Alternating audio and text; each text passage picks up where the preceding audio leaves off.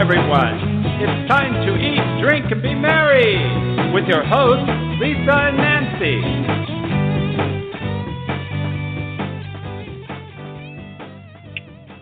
Well, if you're looking for yummy, delicious goodness, you got to go to the Peanut Patch in Yuma-Arizona, and that's where we're going on today's episode. So welcome, everybody.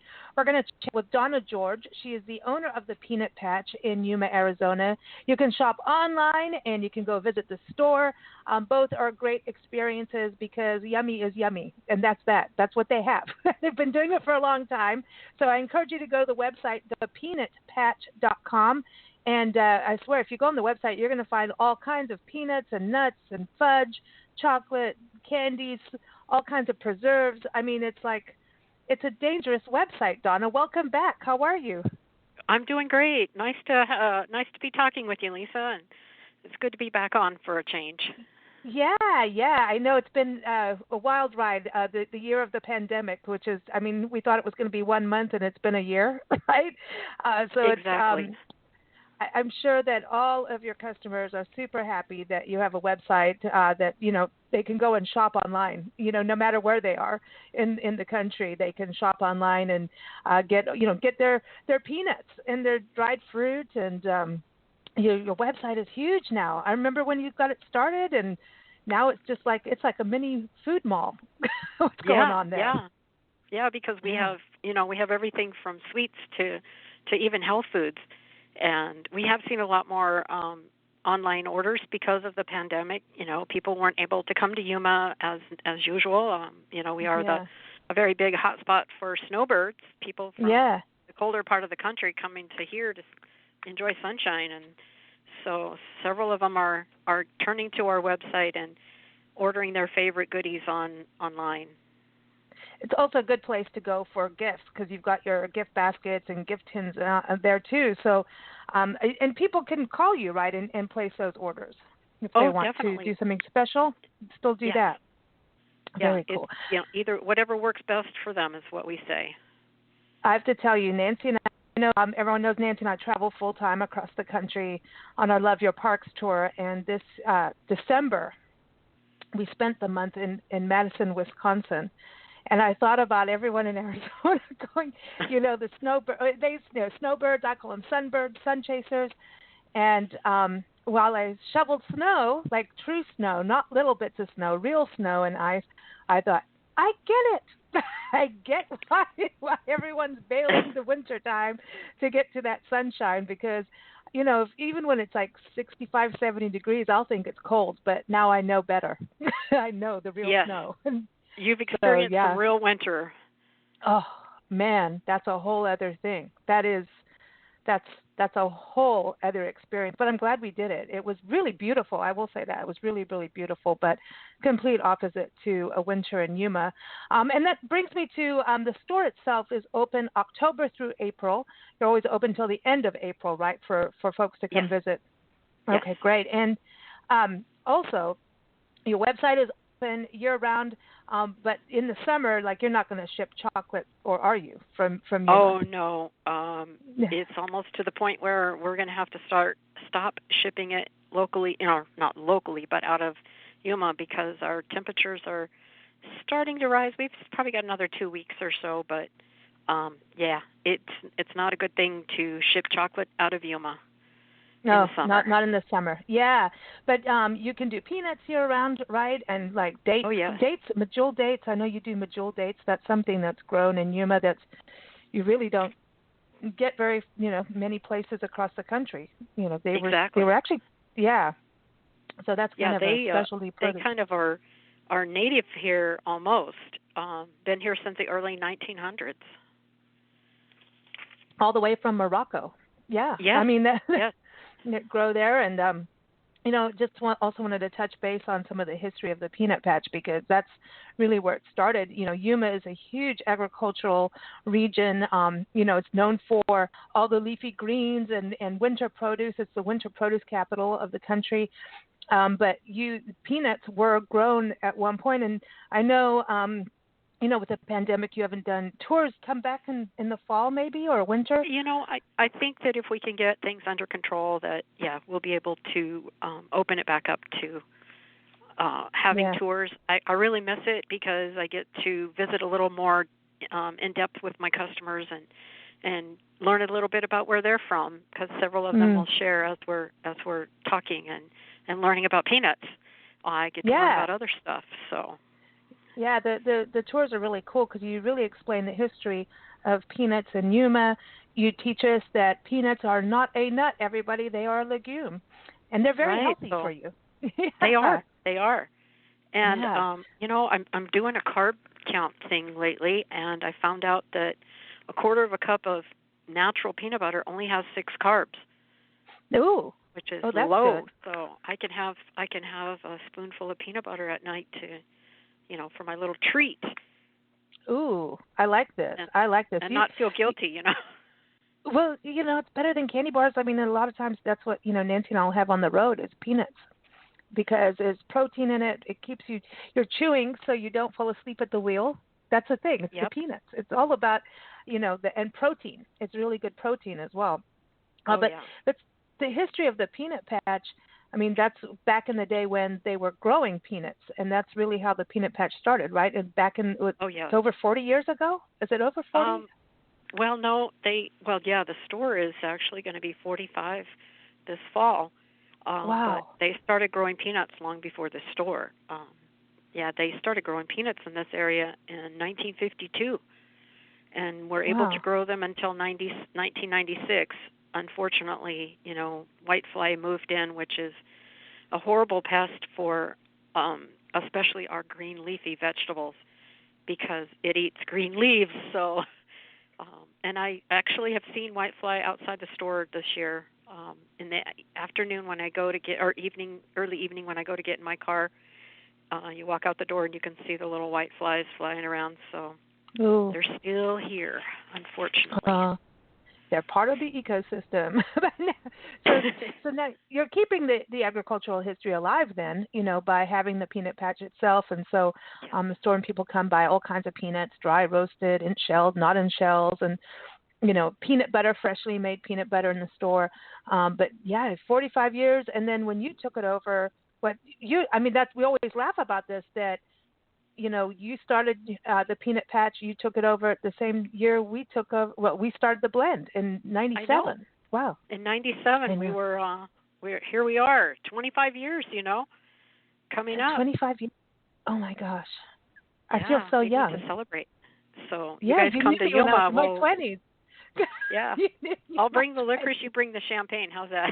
We're on it. We're on it. Hey, listen, licorice and champagne go hand in hand. I just want you to know.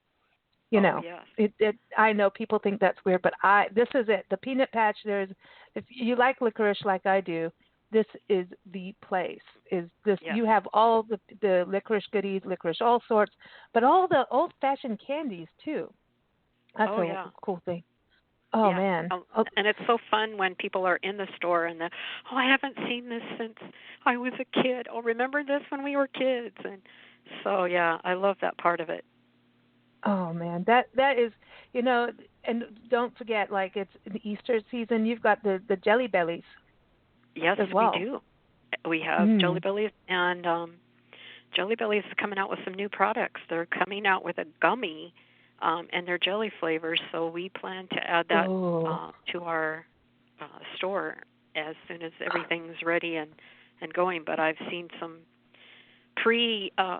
ads for it. Okay. Also, you get to all the scoop before all of us. But I mean, you've got Jelly Bellies, you've got nostalgia candy, sugar-free candy, yogurt candy, gummy candies, any kind, just bark, about. brittle. I mean, this is like, and then you've got these huge slabs of bark, huge. Look at this, dark chocolate Rocky Road bark.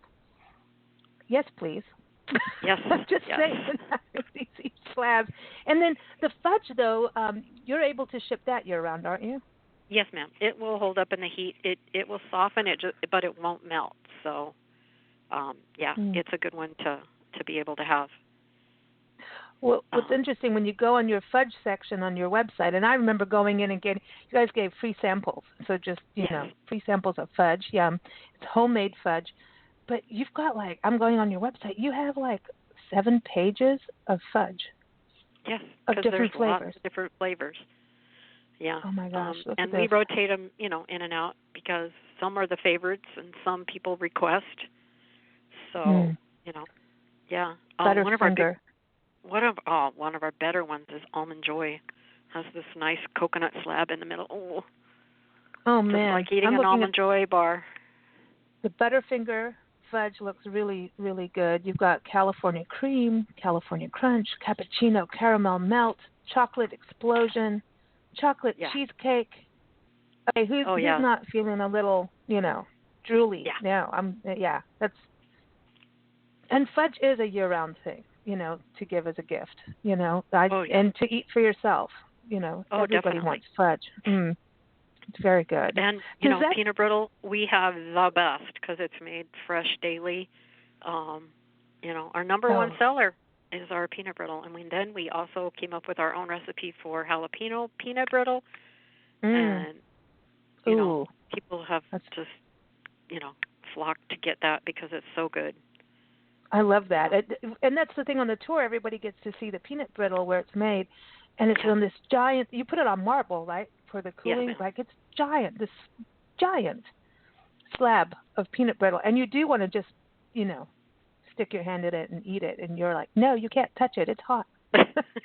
Don't touch it. It's hot. You're right. There'll be no licking. But it doesn't take long to cool, so. Yeah. Oh, man, this is so cool. And this is the other thing that's really unique is you can mail things right there at the Peanut Patch. They have their own post office. You guys have your own post office. We have our own post office in the store, and we can sell you stamps, and you can also bring in your own packages, and we can mail them. But you'd be surprised at how many come in, and they're not sealed yet because I want to put a couple of specialty items from the Peanut Patch in them. So our stuff is shipped all over the country. Oh, I wanted to also touch, we're talking about all the sweet things, right? Candy and peanut brittle and fudge and chocolate. But you have got a lot of savory gifts as well, like olives and salsas and soup mixes. Those our also soup make mixes? really cool gifts. You know what, Lisa, our soup mixes, we can't keep them in stock. They are so good, and they make such a nice big pot. It's just been unbelievable as to how much soup we've been selling this season. I think people are home and they're into cooking a little more, and so a nice soup starter is just awesome, and then they can kind of doctor it up if they want or just take it like it is, and they are delicious. I'm looking at it. I think also what's cool about what you've done is kind of kept it local to the Southwest. Like you've got red enchilada stew, ranch house chili mix. And then I was looking, too, like Cliff Dweller soup mix and the Anasazi beans. That's so traditional. So that's something that people can learn how to cook, something that is native to the area, And that's a green chili stew. That sounds really good. Yeah. Oh, no. Look at this. Soup. Wait, this is green chili cheese soup. Seriously. Yeah. Yeah. I've had that one. I would like that. All these potato soups. Yeah. Wow. The loaded potato, to die for. But this is really cool that people are cooking more. I think that's one of the nice things about, there's always something better. Something good out of bad is that. Oh, you got cornbread mix, too. Yes. Wow. And although beer I think bread. I believe right now we are out of that one. But, yes, we do carry it. It's just been a little difficult to get that one this year for some reason. Maybe it's getting bought up somewhere else before I get a chance to order.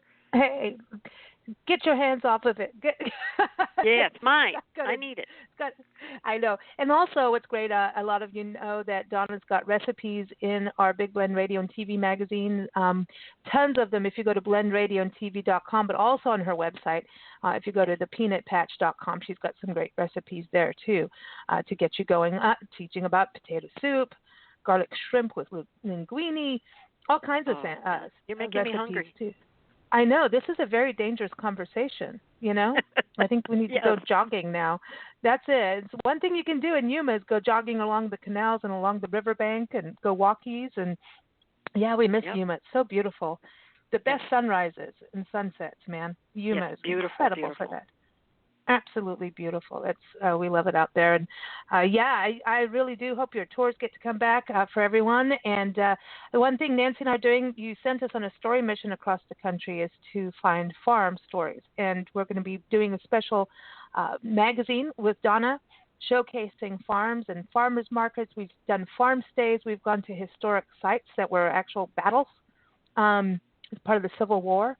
And it's crazy because during the Civil War, here you are with your farm and farming back in the day. Think about these farming, homesteading, like in Colorado. We've seen a lot of those kind of farms.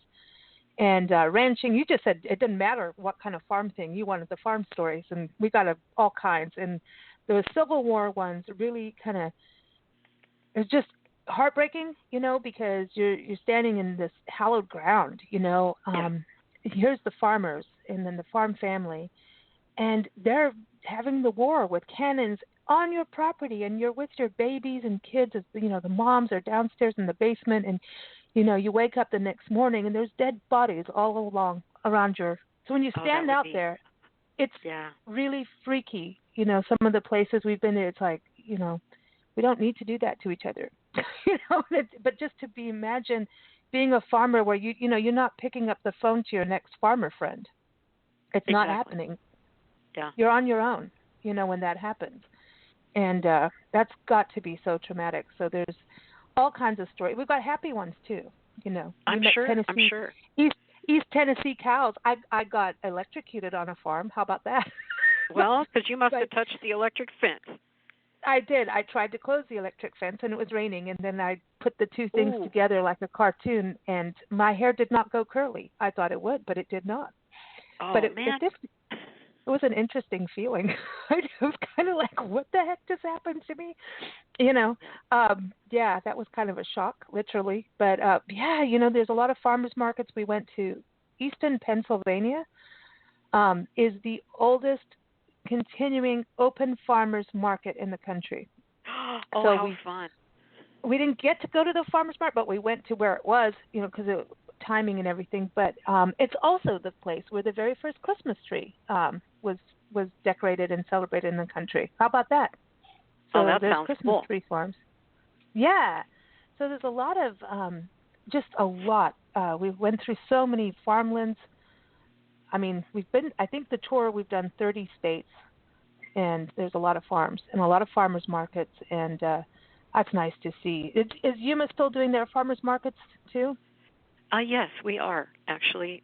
They've been able to start doing them again probably about a month ago. So we're able to get things back open, and our swap meets have been operating since November, I believe. They're just more spaced out and, doing it the safe way, but still able to have it. Yeah.